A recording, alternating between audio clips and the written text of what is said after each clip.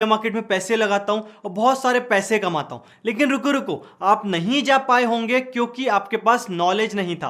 तो ये वीडियो आप ही के लिए है। इस वीडियो में आपको सब कुछ मिलेगा। शेयर मार्केट है क्या, एक्सचेंज क्या होता है, कहां पे हम पैसे लगाते हैं, पैसे कहां से वापस आते हैं, कहां पे हमको अकाउंट क्रिएट करना है, डीमेट अकाउंट क्या होता है, कौन से शेयर सही रहेंगे, शेयर से जो मैं पैसे कमाऊंगा उस पर इनकम टैक्स कितना लगेगा। तो बहुत कुछ इस वीडियो में आपको जानने को मिलेगा। वीडियो लंबा हो गया है, मेहनत बहुत सारी लगी है, लेकिन अगर आपने ये पूरा वीडियो देख लिया तो मेरी मेहनत सफल हो जाएगी। So hi guys, this is Siddhant and you are watching set talk. और गाइस, अब तो आप मेरे वीडियोस देख के पेटीएम कैश कमा सकते हैं। ज्यादा इंफॉर्मेशन के लिए ये वीडियो जरूर देखें। सो गाइस, हम ये वीडियो स्टार्ट करें इसके पहले 3 पॉइंट्स हैं आपके लिए जो आपको फॉलो करना है ये पूरा वीडियो देखते समय। पहला पॉइंट तो ये है कि कभी भी आपको ऐसा लगे मुझे समझ नहीं आ रहा तो आपको वीडियो स्किप नहीं करना है, देखते जाना है, देखते जाना है, देखते जाना है, क्योंकि पीछे की चीजें हो सकता है आगे जाके आपको पीछे की चीजें समझ आए। तो आपको वीडियो स्किप नहीं करना है, पूरा वीडियो आपको लगातार देखना है। अगर आपको चीजें समझ आ रही हैं, आपको पता है चीजें, तब भी वीडियो चलने रहने दो। तो पहला पॉइंट है कि वीडियो बिल्कुल भी स्किप ना करें, चाहे समझ आए या ना आए, वीडियो हमको पूरा देखना है। दूसरा पॉइंट यह है कि जल्दीबाजी में आधा वीडियो देख के भागने ना लगे कि हाँ यार ये तो बहुत पैसा मिल जाएगा, भागो भागो अकाउंट क्रिएट कर लेते हैं, पैसे कमाते हैं। तो भैया ये समझ लो, शेयर मार्केट जो है आप नहीं थे तब से चल रहा है, आप नहीं रहेंगे तब भी चलेगा। तो ये वीडियो देखने के बाद डिसाइड करेंगे तो बेहतर रहेगा कि आपको अकाउंट बनाना है कि नहीं बनाना है, क्योंकि बहुत सारी चीजें आप आधी देख के जाएंगे तो आधा नॉलेज जो है वो बहुत खतरनाक होता है। तो पूरा नॉलेज ले लो फिर चले जाना। जल्दी क्या है, आधा वीडियो देख के अपने अंदर जो पावर आ रही है कमाने की, वो कमाने की पावर थोड़ी देर के लिए रुक जाना, रोक देना और पूरा वीडियो देख लेना, उसके बाद जाना आगे। और जो तीसरा पॉइंट है वो ये है, तो चलो तीसरा पॉइंट आपको मैं वीडियो के किसी एक बीच में सेक्शन में बताऊंगा ताकि पता तो चले आप पहला पॉइंट भी फॉलो कर रहे हैं कि नहीं, वीडियो को बिना स्किप करे देखने वाला। तो गाइस, अब समझते हैं शेयर मार्केट है क्या। अब देखो एक एग्जांपल समझते हैं। मैं मार्केट में जाता हूं, फल फ्रूट लेके आता हूं, तो मैं पैसा दूंगा, वो मुझे कुछ सामान देगा। इसी तरह मैं सब्जी खरीद रहा हूं तो मैं पैसा दूंगा, मुझे सब्जी मिलेंगी। लेकिन जो ये मैं चीज खरीद रहा हूं ये मेरे खुद के लिए खरीद रहा हूं, ये एसेंशियल सर्विसेज है, मुझे जीने के लिए चाहिए। लेकिन स्टॉक मार्केट में क्या होता है, आप पैसा दोगे तो आपको कंपनीज के शेयर मिलेंगे। शेयर इन द सेंस कोई कंपनी है, उस कंपनी के अंदर आपको हिस्सेदारी मिलेगी, पार्टनरशिप मिलेगी। तो वो कंपनी वाला बोलता है मेरा एक शेयर इतने रुपए का है, तो वो शेयर का पैसा उसको दोगे तो वो उसकी कंपनी में आपको एक पार्टनरशिप देगा। लेकिन अभी जो पार्टनरशिप आपको मिल रही है ये एक तरह से बोल सकते हो वर्चुअल पार्टनरशिप है। ये नहीं कि कल को कंपनी के नीचे जाके चिल्लाने लग गया भैया मैं तो इसका पार्टनर हूं, मेरे को अंदर जाने दो। तो शेयर जो है वो लाखों करोड़ों में रहते हैं, उसमें से कुछ पार्ट आप खरीदते हो, 100 शेयर, 1000 शेयर, 1 शेयर। तो ये अलग अलग प्राइसेस सेट हैं अलग अलग कंपनी के, तो वो पैसा उनको दोगे, वो कंपनी वाले आपको शेयर दे देंगे। अब जो शेयर आपने खरीदा, ये खरीदा क्यों है, क्योंकि आपका मेन मोटिव था कि मुझे पैसे इन्वेस्ट करने ताकि आगे जाके मैं उसको ज्यादा कर सकूं और उसको यूज कर सकूं। तो यहां पे पूरा कॉन्सेप्ट शेयर मार्केट का है पैसे कमाने का। जितना पैसा लगाऊंगा उससे ज्यादा मुझे पैसा कमाना है। तो ये बात भी सही है कि शेयर मार्केट में बहुत तेजी से पैसा कमा सकते हो, यानी कि एक दिन में आप 20 से 30% तक भी रिटर्न ले सकते हो। तो हो सकता है 20 से 30 हजार रुपए भी आप एक दिन में कमा लो। लेकिन भैया यहां पे पैसे गवाते भी बहुत जल्दी हैं, हो सकता है 1 लाख पूरे ही आप साफ कर दो, पूरा आपका लॉस हो जाए। तो बहुत सारी चीजों पे ये डिपेंड करता है। सो गाइस, बेसिक वीडियो मैंने एक बनाया हुआ है स्टॉक मार्केट पे, आई बटन में आपको लिंक मिल जाएगा, ये वीडियो पहले देख लीजिए, उसके बाद यहां पे आइए। अगर आपको स्टॉक मार्केट की ABCD भी नहीं पता तो वहां पे बहुत सारी बेसिक्स क्लियर हो जाएंगी, तो आपको फंडे स्टार्ट होंगे अब आगे जो जाके वीडियो में आने वाले हैं। तो भैया अब यहां पे एक चीज समझते हैं कि जो मैं पैसा देता हूं वो जाता कहां तक है, और जो मैंने पैसे दिए जो मुझे शेयर्स मिलेंगे वो आएंगे कहां से। तो पहले तो अपन बेसिक कॉन्सेप्ट क्लियर कर लेते हैं। सो गाइस, यहाँ पे तो अलग अलग सिचुएशन है। पहली सिचुएशन में कोई कंपनी IPO लेके आई, वो वाली पूरी कंडीशन है। दूसरे में एक बार IPO आ गया उसके बाद जो शेयर हम खरीद रहे हैं उसमें क्या होता है, यहाँ पे IPO का मतलब होता है इनिशियल पब्लिक ऑफरिंग, यानी कि मेरी कंपनी पहली बार अगर स्टॉक मार्केट में आती है, लोगों के पास पब्लिकली बोल रहे हैं कि भाई मेरी कंपनी के शेयर खरीदो और मुझे पैसे दो, उसको बोलते हैं इनिशियल पब्लिक ऑफरिंग। अब मान लो रिलायंस मेरी कंपनी है, मुझे कुछ पैसे चाहिए, अब मैं चाह रहा हूं कि मैं डायरेक्ट लोगों के पास जाऊं और लोगों को बोलूं कि मेरी कंपनी के शेयर खरीद लो और मुझे पैसे दे दो। तो मान लो मेरी कंपनी में मैंने 1000 शेयर निकाले और मैंने बोल दिया 1000 शेयर की कॉस्ट जो है वो 1000 रुपए एक शेयर की है। तो ऐसे अगर मैं 1000 शेयर लोगों में बेच दूंगा तो मेरे पास 10 लाख रुपए इकट्ठा हो जाएंगे। तो रिलायंस सबसे पहले जाएगा सेबी के पास, अपनी सारी डिटेल सबमिट करेगा, सेबी अप्रूवल देगा। तो सेबी का फुल फॉर्म है security and exchange board of India. तो ये सबकी निगरानी करता है, कंपनी की, एक्सचेंज की, लोगों की, सब कुछ यहाँ पे सबको सही से चल रहा है कि नहीं।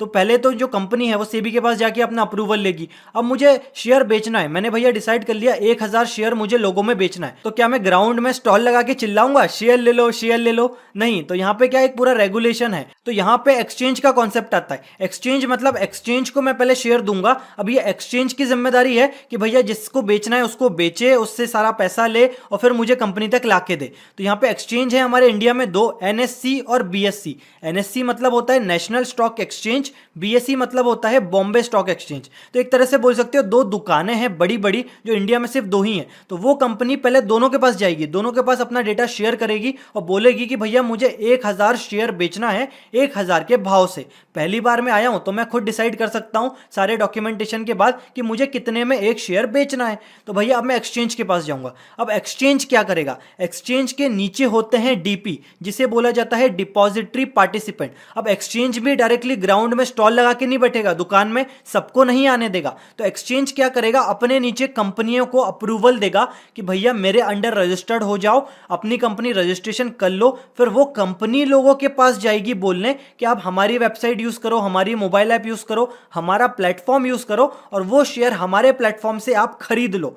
तो जो एक्सचेंज है, एनएससी है, बीएससी है, ये डायरेक्टली लोगों के पास नहीं जाते। इनके पास अगर आपको खरीदना है, बेचना है कोई भी स्टॉक, तो किसी ना किसी कंपनी के थ्रू ही आपको लेना पड़ेगा और वो कंपनी अपना पूरा रजिस्ट्रेशन करा के रखती है। तो यहां पे कॉन्सेप्ट आ जाता है कंपनियों में डीमेट अकाउंट और वो ट्रेडिंग अकाउंट खोलने वाला। तो ट्रेडिंग अकाउंट मतलब हो गया कि अब आप एंजल ब्रोकिंग में चले जाओ, ये एक कंपनी है, जीरोधा में चले जाओ, ये भी एक कंपनी है जो कि रजिस्टर्ड है एनएससी और बीएससी में। ऐसी 15,000 से ज्यादा कंपनी रजिस्टर्ड है। पता नहीं आपने कितनों के नाम सुने होंगे, नहीं सुने होंगे, लेकिन सबको अप्रूवल मिला हुआ है। तो अब ये कंपनी क्या करेगी, ये अपने लेवल पे बोलेगी मेरी ये वेबसाइट है, मेरी ये मोबाइल ऐप है, आपको खरीदना है तो मैं आपको पूरा पैनल बना के दे रहा हूं, आप क्लिक करो, पैसे डालो, खरीदो। आपको बेचना है तो मेरे पैनल से बेचो। तो ये कंपनियां लोगों के पास जाएगी और लोगों का रजिस्ट्रेशन अपनी कंपनी में करेगी और वो कंपनी के अंदर उनका सॉफ्टवेयर यूज करके वो पूरा सॉफ्टवेयर कनेक्टेड रहेगा एनएससी से, बीएससी से। अब मान लो किसी यूजर ने एक अकाउंट खोल लिया एंजल बुकिंग में, दूसरे यूजर ने खोल लिया जीरोधा में। दोनों अलग अलग कंपनी है, लेकिन दोनों कंपनी की एक्सेस कहीं ना कहीं एनएससी के पास है, बीएससी के पास है, क्योंकि शेयर जो है वो इनके पास ही है। तो ये कंपनी भी इसके अंदर कनेक्ट कर देगी। तो यहाँ पे लीज लाइन कनेक्शन देते हैं एनएससी बीएससी वाले, एक तरह से अंदर एक सिक्योर कनेक्शन दे देते हैं इन कंपनियों को जो उसमें रजिस्ट्रेशन करती है। फिर वो कंपनी उस पूरे कनेक्शन को यूज करके सामने यूजर तक वो कनेक्शन दे देती है। अब भैया मैं एक यूजर हूं, मैंने बोला हाँ चलो रिलायंस आईपीओ लेके आया, 1000 का शेयर खरीदेंगे। तो मैंने बोला चलो एंजल ब्रोकिंग में अपन खरीद लेते हैं, क्योंकि जो पैसा है वो सब एंजल ब्रोकिंग में जाएगा। फिर एंजल ब्रोकिंग वो पूरा पैसा इकट्ठा करके एक बार में एनएससी को दे देगा। फिर एनएससी जो है वो पैसा रिलायंस तक पहुंचा देगा और वहां से वो शेयर लेके हमारे पास तक शेयर आ जाएंगे। अब मान लो एंजल ब्रोकिंग में एक यूजर है, इसने 1000 का एक शेयर खरीदा, तो 1000 रुपए इसने दिए एंजल ब्रोकिंग को, एंजल ब्रोकिंग ने वो पैसे दिए एनएससी को, एनएससी ने वो पैसे दिए रिलायंस को। तो रिलायंस के पास पैसे आ गए तो रिलायंस ने एक शेयर इशू कर दिया, वो इशू करके गया एनएससी के पास, एनएससी ने भेजा भैया एंजल ब्रोकिंग वाले के पास। अब एंजल ब्रोकिंग लोगों तक कैसे पहुंचाएगा, अब ये तो बोल नहीं सकता कि मेरे अंडर अकाउंट है तो मैंने आपको एक शेयर दे दिया। तो यहां पे एक कॉन्सेप्ट आता है डीमेट अकाउंट का। अब देखो हम रेंट एग्रीमेंट बनवाते हैं, अगर कोई हम रेंटिंग कर रहे हैं, हम कुछ जमीन खरीदते हैं, तो हमारे पास एक तरह से एग्रीमेंट आता है कि कल को कोई बोले तुम्हारी है कि नहीं है, तो मैं एक लीगल प्रूफ दिखा सकूं, कोर्ट में केस कर सकूं कि भैया ये मेरे पास थी। तो इसी तरीके से जो शेयर है, पहले ये फिजिकल फॉर्म में आता था, प्रिंटेड होके कोरियर करके आपके घर आता था बकायदा कि भैया एक शेयर आपका रिलायंस का है। लेकिन आजकल सब कुछ ऑटोमेटिक हो गया है, ऑनलाइन हो गया है। तो यहां पे जैसे आपका बैंक अकाउंट खुलता है, ऐसे एक डीमेट अकाउंट खुलता है। और ये डीमेट अकाउंट जो है, ये ना एंजल ब्रोकिंग खोल रहा है, ना जीरोधा खोल रहा है, ना ये एक्सचेंज खोल रहा है। तो यहाँ पे गवर्नमेंट के अंडर में सेबी का रेगुलेशन है इसके अंदर, ये डीमेट अकाउंट भी सेबी के अंदर ही सारी चीजों में आता है। तो यहाँ पे CSDL करके सेंट्रल डिपॉजिटरी है उसके अंदर ही अकाउंट खुलता है, तो ये गवर्नमेंट के अंडर है। कल को अगर एंजल ब्रोकिंग जीरोधा बंद भी हो गई तब भी आपका जो डीमेट अकाउंट खुला हुआ है उसके अंदर वो शेयर पड़ा रहेगा। तो जब भी आप अकाउंट खोलेंगे एंजल ब्रोकिंग में, जीरोधा में, तो ये लोग क्या करते हैं, इनका तो अकाउंट खोलते ही हैं, उसके साथ आपका डीमेट अकाउंट भी खोल देते हैं। तो डीमेट अकाउंट खोलने की पावर भी जो है वो इन्हीं के हाथ में है, कंपनी के हाथ में। आप डायरेक्टली जाके डीमेट अकाउंट खुलवा तो सकते हो, लेकिन कहीं ना कहीं उसको लिंक करना पड़ेगा, क्योंकि डीमेट अकाउंट ना तो कोई ये वॉलेट होता है कि इसमें पैसे डाल के खरीद लूंगा बेच लूंगा, ये सिर्फ बोल सकते हो डेटाबेस है, इसके अंदर जो भी स्टॉक खरीदोगे वो आके यहाँ पे रिकॉर्डेड में रहेगा कि भैया आपने एक स्टॉक रिलायंस का खरीदा, तो आपको टेबल में दिखा देगा आपके डीमेट अकाउंट में एक स्टॉक है। अब इसको बेचना है तो आपको वापस से डीपी के पास जाना पड़ेगा, क्योंकि बेचना उसको एक्सचेंज में है, लेकिन एक्सचेंज डायरेक्ट कोई एक्सेस नहीं देता किसी यूजर को। तो यूजर को अगर कोई स्टॉक बेचना है, खरीदना है, तो उसको डीपी के पास जाना है। तो कोई ना कोई एक कंपनी में आपको रजिस्ट्रेशन करना पड़ेगा। तो जब भी इन कंपनी में आप अकाउंट खोलेंगे तो ये आपको दो अकाउंट खोल के देंगे, एक डीमेट अकाउंट खोल के देंगे, एक ट्रेडिंग अकाउंट खोल के देंगे। तो ट्रेडिंग मतलब इनका प्लेटफॉर्म यूज करने का अकाउंट, डीमेट मतलब जब मैं शेयर खरीदूंगा वो जाके यहां पे स्टोर हो जाएंगे।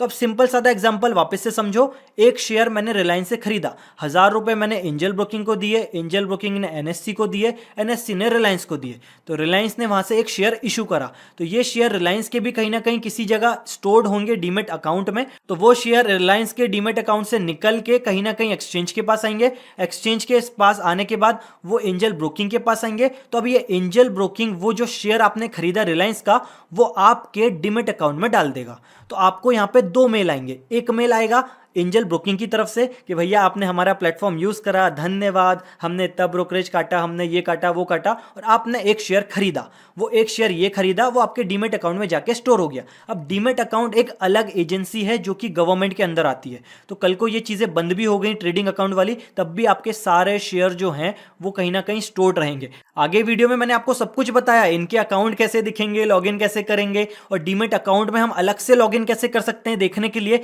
कि हमारे जो स्टॉक्स हैं वो स्टोर्ड हैं। तो आराम से चलने दीजिए, अभी थ्योरी समझिए, प्रैक्टिकल भी आगे आपको मिलेगा। तो घुमा फिरा के बोले तो भैया रिलायंस को चाहिए थे पैसे, तो इनने बोला कि चलो अपन लिस्ट हो जाते हैं, अपन शेयर बेचेंगे। तो रिलायंस आई बोलने कि 1000 शेयर में 1000 रुपए के हिसाब से बेचूंगा, तो 10 लाख रुपए में इकट्ठे कर लूंगा। ये मैं एग्जांपल बता रहा हूं कि 1000 शेयर ही हैं, इनके 10-15 करोड़ से ज्यादा शेयर होंगे और एक शेयर का भाव भी उनका 1000 के ऊपर है। तो ये एक तरह से एग्जाम्पल है कि 10 लाख रुपए मुझे चाहिए थे, तो मैं आया, सेबी का रेगुलेटरी है, यहाँ पे सेबी सबकी निगरानी कर रहा है, एक्सचेंज की, डीमेट अकाउंट की, इन कंपनियों की और आपकी भी।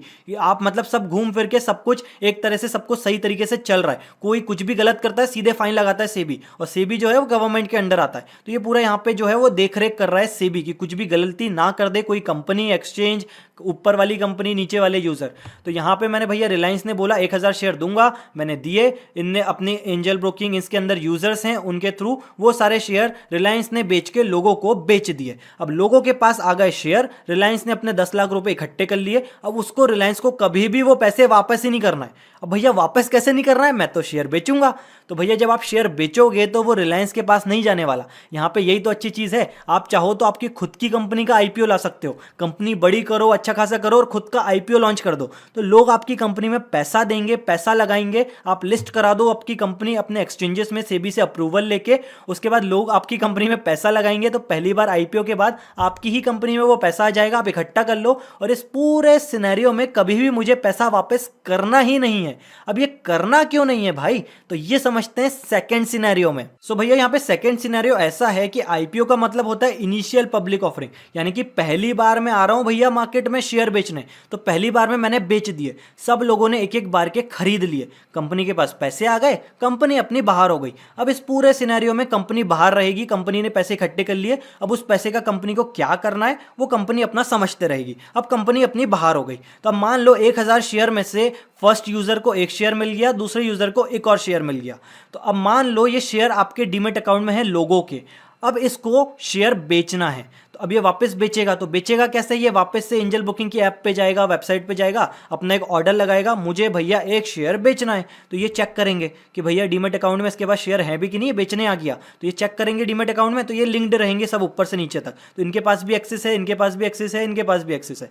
तो अब यूजर गया सेल करने, तो डीमेट अकाउंट में जो भी भाव चल रहा होगा शेयर का, वो शेयर इसके पास होगा। तो एंजल ब्रोकिंग वो जो ऑर्डर है वो लगा दी एनएससी में। अब एनएससी जो है वो बाकी ब्रोकर से भी कनेक्टेड है, और उस हर ब्रोकर के नीचे कोई ना कोई बहुत सारे यूजर्स हैं, तो कोई ना कोई वापस से ऑर्डर लगाएगा खरीदने का। अब जो वो ऑर्डर लगाएगा खरीदने का, अब वो कंपनी नहीं देगी वो शेयर, अब वो आपस में लोग खरीद रहे हैं, लोग बेच रहे हैं। कंपनी पूरे सिनेरियो के बाहर है, कंपनी के पास पैसे आ गए, कंपनी ऐश कर रही है पैसे का। अब जो भी शेयर आप बेच रहे हो वो और कोई सा यूजर उसके नीचे खरीद रहा है, आप उसको दे रहे हो, और वो जो खरीद रहा है वो आप ही से दूसरे यूजर से खरीद रहा है। तो एक बार जब आईपीओ आता है तब आप कंपनी से शेयर खरीदते हो, एक बार सारे शेयर बिक गए तो अब लोग आपस में ही शेयर खरीदते रहेंगे और प्राइस आपस में ही अप डाउन होता रहेगा, जो भी डिमांड चलेगी, जो भी सप्लाई चलेगी।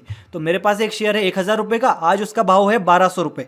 तो मैंने वापस से एक ऑर्डर लगा दिया इनकी वेबसाइट पे, तो मेरा जो ऑर्डर है वो चला गया एक्सचेंज में। अब ये एक्सचेंज बहुत सारी कंपनियों के नीचे 15,000 कंपनी होती हैं, और उस एक एक कंपनी के अंदर नीचे भी पता नहीं लाखों लोग रहते हैं, तो इतने लोग खरीदते रहते हैं, बेचते रहते हैं। तो मैंने ऑर्डर लगाया 1200 का, कोई 1200 में खरीदार होगा तो मेरे डीमेट अकाउंट से शेयर निकल के उसके डीमेट अकाउंट में चले जाएंगे, क्योंकि यहाँ पे कंपलसरी है। अगर आप इन कंपनियों में अकाउंट खोलोगे तो डीमेट अकाउंट बाय डिफॉल्ट खुल के ही मिलेगा, क्योंकि अगर ये जो डीपी हैं इनने कोई अकाउंट नहीं खोला डीमेट, तो जो ट्रेडिंग कर रहे हो तो वो शेयर रखेंगे कहाँ पे? तो ये कंपलसरी है कि आप अगर इनके अकाउंट आपने खोले हैं तो आपका डीमेट अकाउंट खुलेगा ही खुलेगा। तो अब ये पूरे सिनेरियो में कंपनी से हमको कोई लेना देना नहीं है। अब हमारा सब कुछ काम एक्सचेंज कर रहा है, और एक्सचेंज के अंदर हमारे सारे ऑर्डर लग रहे हैं, और एक्सचेंज से ही दूसरे लोग उसके ऑर्डर खरीद रहे हैं। तो ये सब कुछ ऑटोमेटिक प्रोसेस है, कोई इसमें मैनुअल नहीं बैठा है कि अप्रूव कर रहे हैं, हाँ इसने बेचा, हाँ इसने ये किया। सब कुछ ऑटोमेटिक है। सुबह टाइमिंग है इसकी 9:15 से स्टार्ट होता है एक्सचेंज, 3:30 बजे तक चलता है। तो 9:15 के बाद आप ऑर्डर लगाते चलो, ऑर्डर लगते चलेंगे। ऑर्डर लगाना कैसे है, लगेंगे कैसे, क्या होगा ऑर्डर लगने के बाद, ये सब आगे अभी प्रैक्टिकल मिलेगा आपको वीडियो में। अभी थ्योरी समझिए, सिंपल ओपन माइंडेड से चीजें समझिए, कॉन्सेप्ट समझिए। मैं यूजर हूं, मेरे पास एक रिलायंस का शेयर है, मुझे बेचना है, 1200 का रेट चल रहा है। मैं एक यूजर हूं, मुझे खरीदना है 1200 के रेट से। तो मैंने ऑर्डर लगाया, ऑर्डर लगा एक्सचेंज में, यही ऑर्डर जीरोधा के थ्रू आ गया होगा एक्सचेंज में और किसी का कि 1200 में खरीदना है। तो यहां से जो मेरा शेयर है वो उठ के उसके डीमेट अकाउंट में चले गए, और उसने जो 1200 दिए वो घूम फिर के मेरे पास आ गए। और वो जो 1200 आए वो आपके एंजल ब्रोकिंग के वॉलेट में आ गए।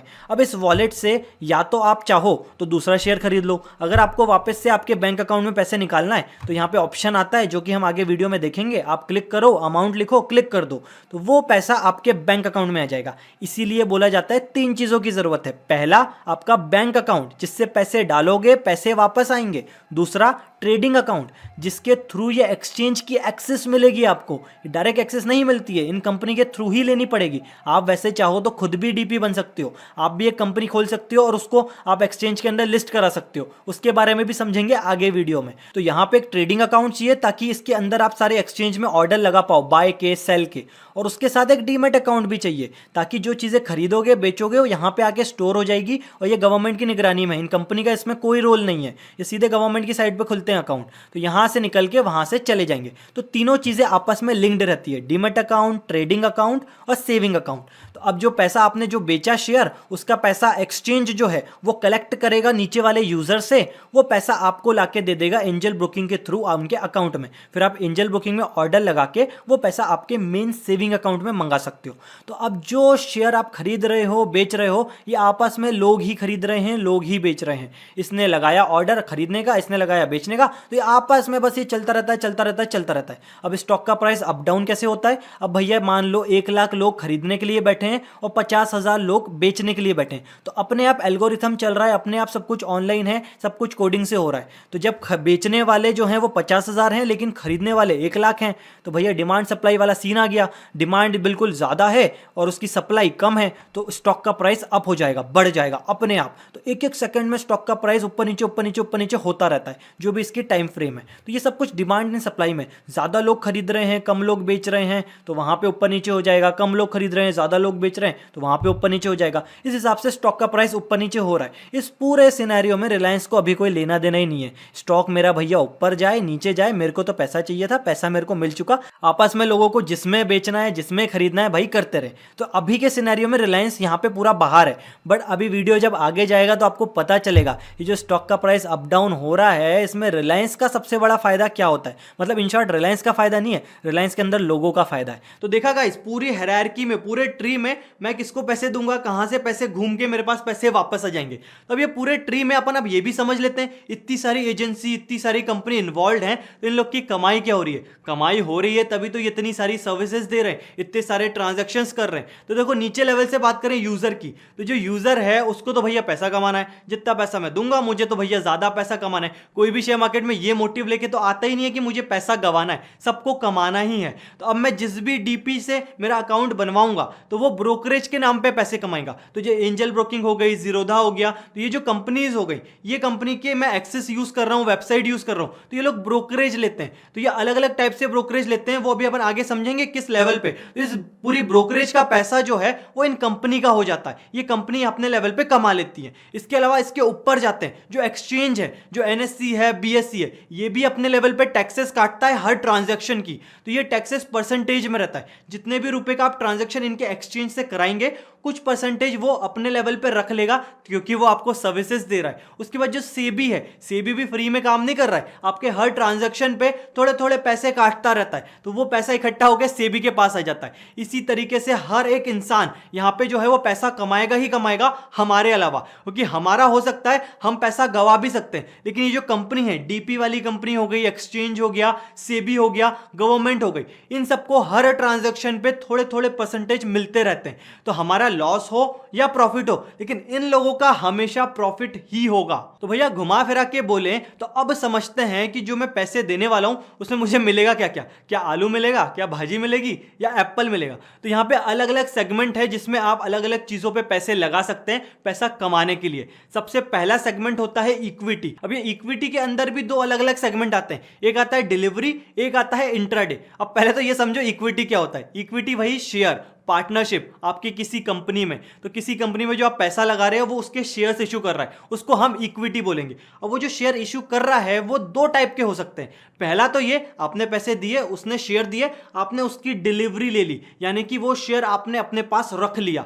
अब ये आपके ऊपर है, चाहो तो कल बेचो या चाहो तो 10 साल बाद बेचो, लेकिन सेम डे नहीं बेच सकते। तो अगर आपने पैसे दिए हैं इक्विटी डिलीवरी पे तो आपको शेयर मिलेंगे, लेकिन आज छोड़ के फिर जब चाहो उसको बेच सकते हो। तो एक तरह से आपको उसकी डिलीवरी मिली, वो डिलीवरी आपके डीमेट अकाउंट में जाके सेव हो जाएगी। तो वो जो भी आपने शेयर खरीदे वो डीमेट अकाउंट में सेव रहेंगे। लेकिन अब यहां पे एक और चीज होती है इंट्राडे। अब ये इंट्राडे क्या है? इंट्राडे यानी मुझे डिलीवरी नहीं चाहिए, मुझे आपके शेयर चाहिए ही नहीं। मैं तो सुबह आऊंगा जब मार्केट खुलेगा, मैं पैसे लगाऊंगा और शाम को उसी दिन वो मैं शेयर जो खरीदा वो मैं वापस बेच दूंगा। तो यहां पे मैंने पैसे तो दिए लेकिन कुछ खरीदा नहीं, पैसे देके रखे रहे 3-4-5 घंटे, जब लगा कि जितने का खरीदा था उससे ज्यादा हो गए तो वहीं के वहीं बेच दिया। तो मान लो 500 रुपए का शेयर सुबह 9:15 पे खरीदा और 2 बजे वो 1000 रुपए का हो गया, तो मैंने 1000 में उसको बेच दिया। तो मेरे पास कुछ नहीं आया, मैंने एक ही दिन में पैसे लगाए और एक ही दिन में अगर लॉस होगा तो लॉस में बेचना पड़ेगा, प्रॉफिट होगा तो प्रॉफिट में मैं खुद बेच दूंगा। तो ये इंट्राडे का मतलब है कि आपको एक ही दिन में खरीदना है, एक ही दिन में बेचना है। अगर आप खरीद के नहीं बेचोगे तो अपने आप ही वो बिक जाएगा जब मार्केट क्लोज हो रहा होगा,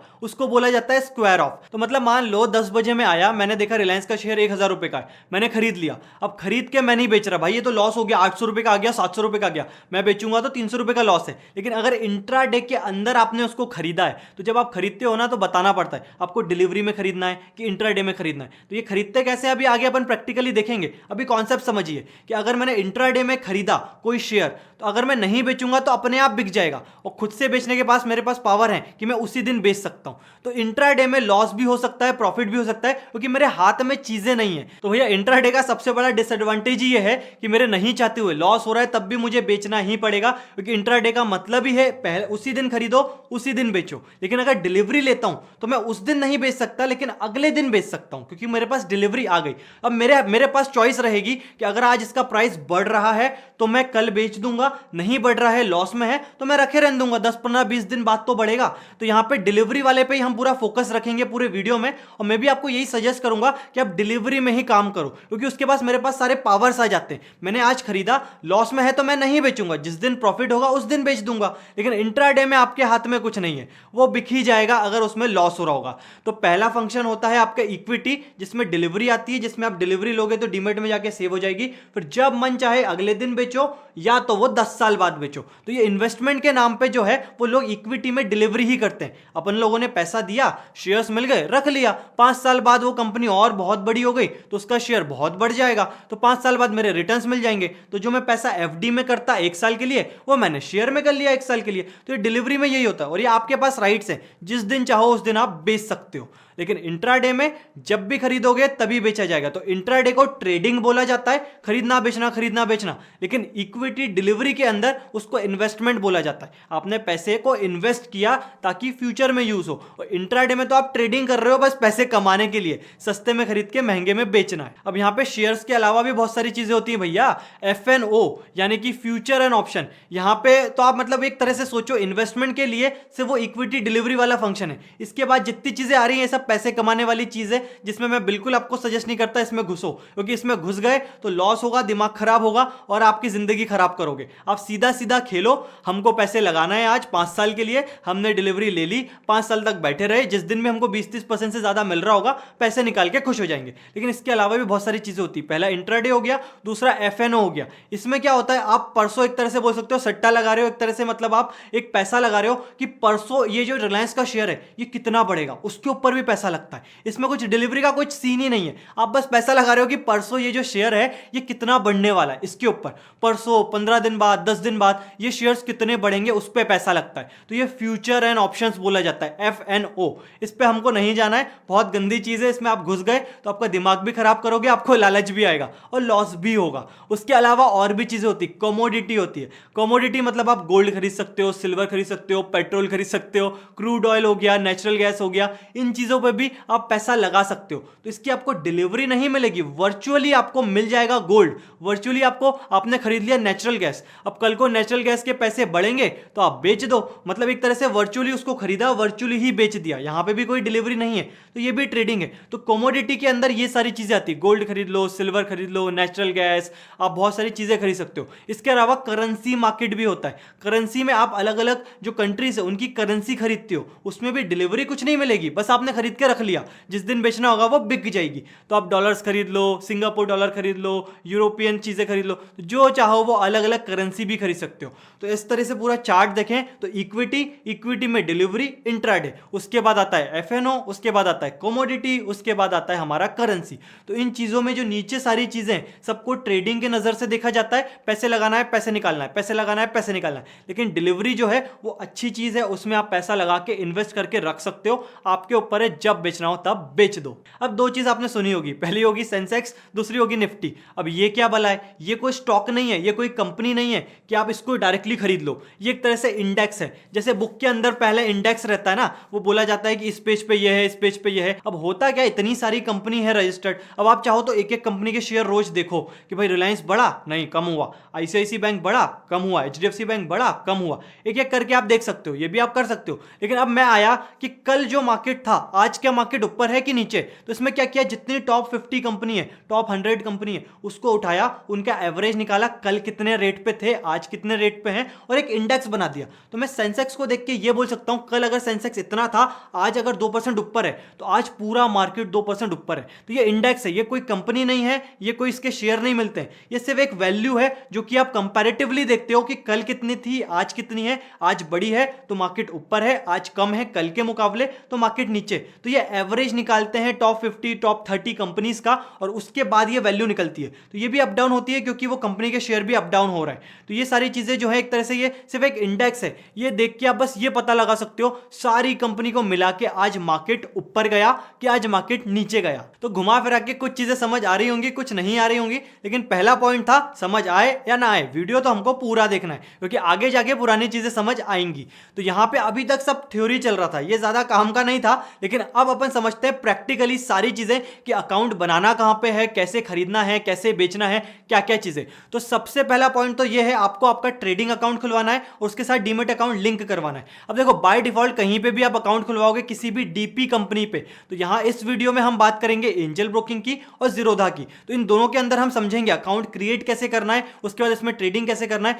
तो सारी चीजें अब आगे आप प्रैक्टिकली देखेंगे। तो सबसे पहले तो अपन ये समझ लेते हैं कि एंजल ब्रोकिंग और जीरोधा इन दोनों में डिफरेंसेस क्या हैं, ताकि हम उसके आगे जब अकाउंट बनाएं तो आपके मन में आप श्योर हो जाओ कि आपको इन दोनों में कहां पे अकाउंट खुलाना है। और ये दो इकलौती कंपनी नहीं है मार्केट में, 15,000 से ज्यादा कंपनियां हैं, तो जहां मन चाहे वहां खुला लो। लेकिन वही है कि आप इतना पैसा देने वाले हो तो ऐसी कंपनी में खुलाओ जो बिल्कुल ट्रस्टेड हो, ताकि आपका पैसा लेके ना भागे। तो चलिए गाइस फटाफट समझते हैं कि एंजल ब्रोकिंग और जीरोधा दोनों में क्या क्या डिफरेंसेस हमको मिल जाते हैं। यहाँ पे एंजल ब्रोकिंग की बात करें तो ये कंपनी 1987 से चल रही है, तो 30 साल के आसपास पुरानी कंपनी है। जीरोधा की बात करें तो 2010 में जीरोधा बनी है, इनकॉर्पोरेट हुई है। यहाँ पे एंजल ब्रोकिंग जो है वो फुल सर्विस ब्रोकर है, तो इनके 11,000 से ज्यादा जो है वो ब्रांचेस हैं। तो इनके ब्रोकर आपको नीचे मार्केट में मिल सकते हैं किसी भी सिटी में, तो उनके थ्रू आप अकाउंट खुलाते हो तो उनको ब्रोकरेज का कुछ शेयर जाता है, परसेंटेज होता है। लेकिन यहाँ पे तो हम सब कुछ ऑनलाइन कर रहे हैं, तो ब्रोकर वाला पूरा पार्ट यहाँ पे स्किप हो गया है। इसी तरह जीरोधा जो है वो डिस्काउंट ब्रोकर है, तो ज्यादातर इसकी सारी चीजें ऑनलाइन होती हैं, तो इनकी तो एनएससी, बीएससी, एमसीएक्स और जो एक्सचेंज होते हैं, तो एंजल ब्रोकिंग और जीरोधा दोनों ही कॉमन सारे एक्सचेंजेस में रजिस्टर्ड हैं।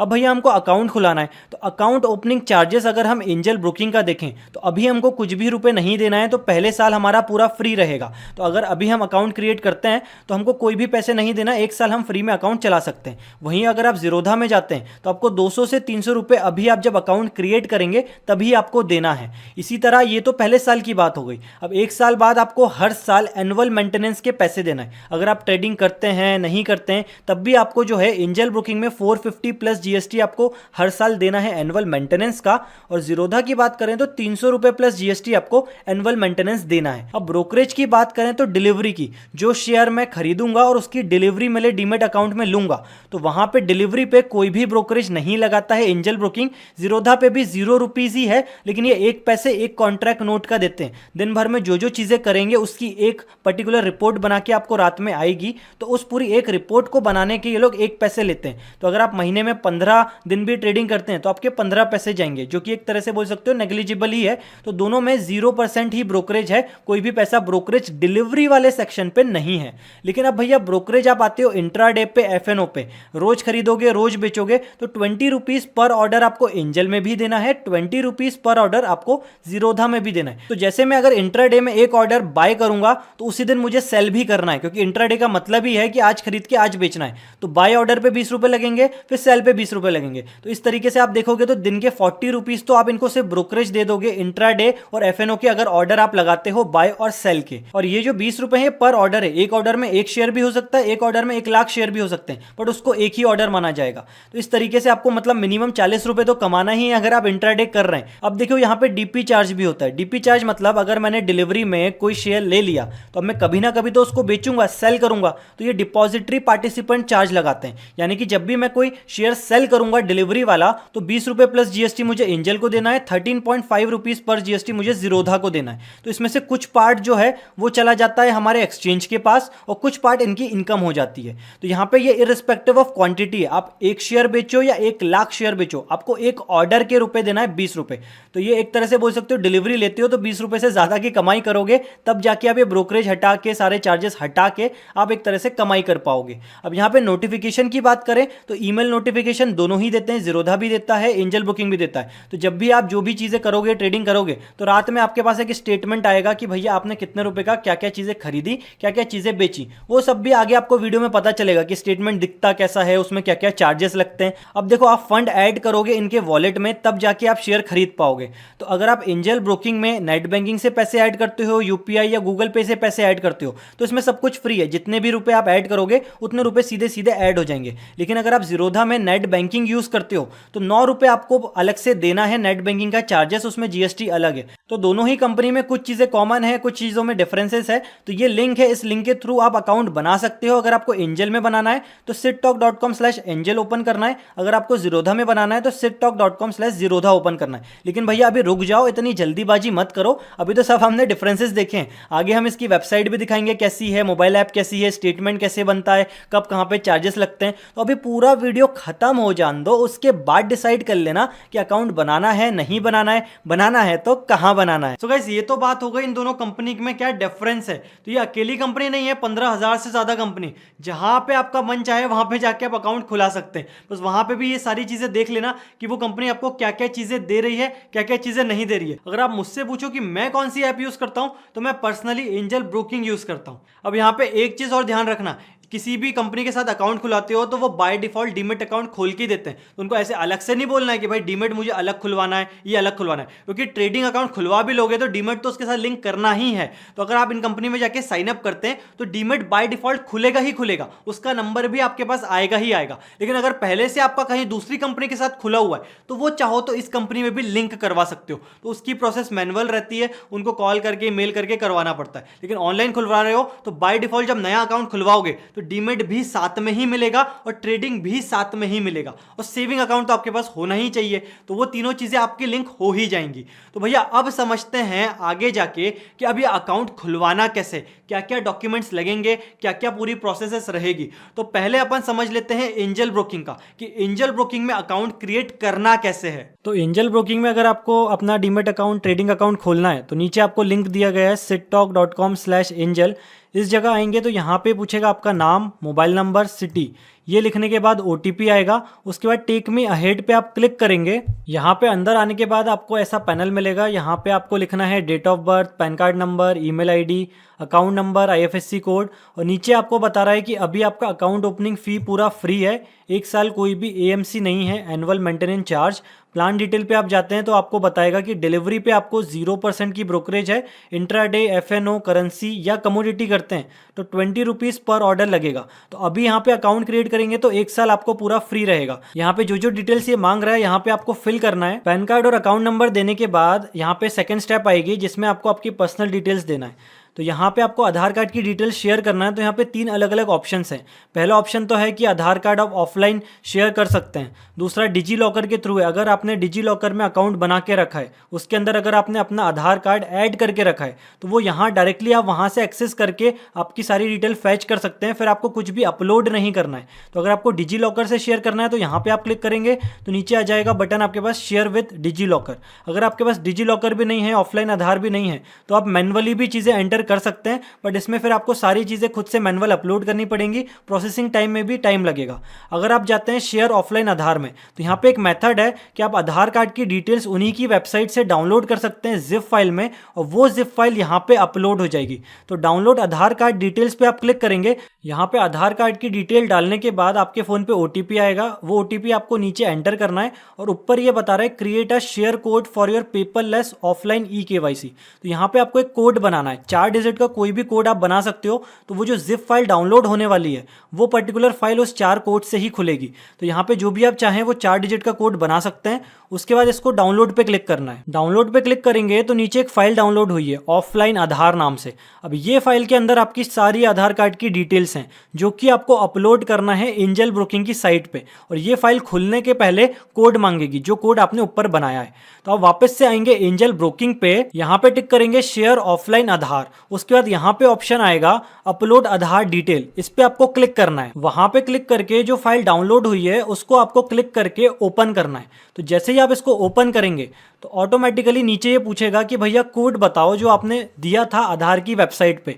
तो जो कोड आपने 4 डिजिट का वहां पे दिया था जब ये फाइल डाउनलोड करना था, वो कोड आपको यहाँ पे इनको भी देना पड़ेगा ताकि एंजल ब्रोकिंग उस पर्टिकुलर फाइल को ओपन कर पाए। कोड देने के बाद आपको प्रोसीड पे क्लिक करना है। आधार की जिप फाइल अपलोड करने के बाद जब आप नेक्स्ट करेंगे तो आपके पास ये एंटर पर्सनल डिटेल की स्क्रीन आएगी।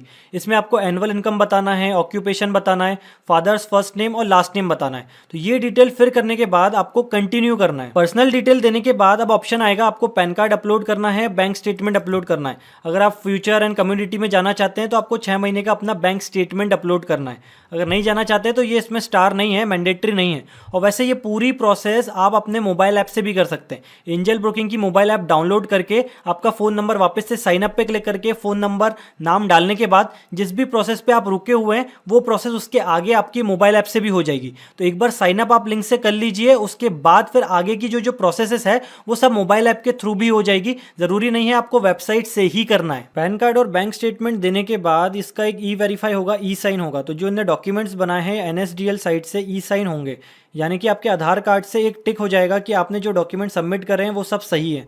तो ये इस वेबसाइट पे लेके आएगा, यहाँ पे आपको क्लिक करना है और नीचे आपको आपका आधार कार्ड का नंबर डालना है। नंबर डालने के बाद आधार कार्ड वाले में जो भी लिंक्ड मोबाइल नंबर है उस पर OTP जाएगा। वो OTP एंटर करने के बाद ये पर्टिकुलर सारे डॉक्यूमेंट्स ई साइन हो जाएंगे कि हाँ ये अथोराइज्ड हैं, आपने दिए हैं तो ये सारे सही हैं। ई साइन पे OTP देने के बाद इस स्क्रीन पे आएंगे जिसमें लिखा है कि इन पर्सन वेरिफिकेशन। इसमें आपका कैमरा ऑन करके आपको वीडियो बनाना है 10-15 सेकंड के लिए। उसमें ये वेरीफाई करेंगे कि हाँ आप खुद मैनुअली वेरीफाइड हो जाते हो, जो आपने फोटो दिया है, पैन कार्ड डिटेल्स दिए हैं, उसमें ये एक इन पर्सन वेरिफिकेशन हो जाएगा। चाहे तो यहाँ पे स्टार्ट कैमरा क्लिक करके आपके लैपटॉप डेस्कटॉप से वेबकैम से इसको रिकॉर्ड कर सकते हैं। चाहे तो यहाँ पे लिखा आ रहा है कि सेंड मोबाइल लिंक, तो एक लिंक आपके फ़ोन पे आ जाएगा। वो फ़ोन के लिंक को आप ब्राउज़र पे ओपन करके सारी एक्सेस दे दीजिए कैमरे की और फिर आपके फ़ोन के थ्रू वो पूरा वीडियो रिकॉर्ड हो जाएगा और आपकी इस पर्टिकुलर एप्लीकेशन में वो वीडियो सबमिट हो जाएगा। वीडियो सबमिट करने के बाद यहाँ पे ऑप्शन आएगा कि आपको POA देना है। तो POA मतलब होता है पावर ऑफ अटर्नी। तो जब भी जो भी शेयर आप खरीदेंगे तो उसको बेचने के लिए आपको एंजल ब्रोकिंग को पावर देनी पड़ेगी कि आपके डीमेट के अकाउंट से वो शेयर बेच सकें। तो उसके लिए POA आपको साइन करके कोरियर करना है। तो अभी आप कंटिन्यू कर दीजिए। वैसे आप अभी नया स्टेप आ गया है जिसमें आप मोबाइल ऐप से अगर शेयर